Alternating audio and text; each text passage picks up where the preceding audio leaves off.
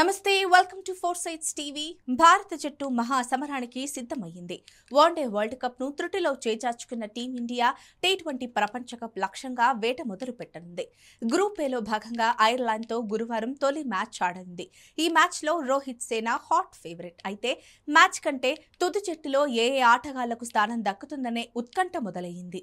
మునుపెన్నడూ లేని విధంగా పొట్టి కప్లో 20 దేశాలు బరిలోకి దిగుతున్నాయి. 4 గ్రూపులుగా విడిపోయి సూపర్ 8 బెర్త్ కోసం పోటీ పడుతున్నాయి. తదుపరి దశకు భారత్ చేరుకోవటం సులువే. గ్రూప్ ఏలో టీమిండియాతో పాటు ఐర్లాండ్, పాకిస్తాన్, కెనడా, అమెరికా జట్లు ఉండగా పాకిస్తాన్ మినహా మిగిలిన జట్లన్నీ పసికూనలే. అయితే ప్రారంభ మ్యాచ్లో అమెరికా, కెనడా ఆడిన తీరుతో అన్ని జట్లు అలర్ట్ అయ్యాయి. పొట్టి ఫార్మాట్లో ఏ జట్టును తేలికగా తీసుకోవద్దన్న అభిప్రాయానికొచ్చాయి. T20 ఫార్మాట్లో ఐర్లాండ్తో భారత్ ఇప్పటి వరకు 7 మ్యాచ్లు ఆడగా అన్నింట్లోనూ టీమిండియాదే విజయం.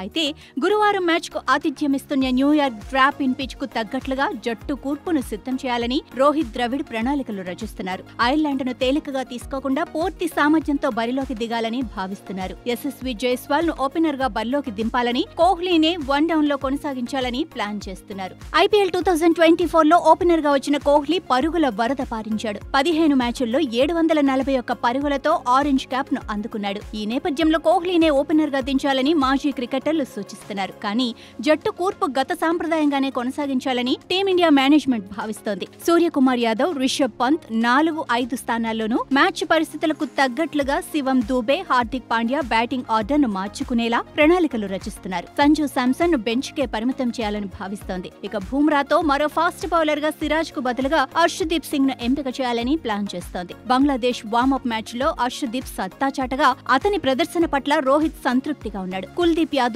రవీంద్ర జడేజాకు స్పిన్ బాధ్యతలు కట్టబెట్టనున్నారు.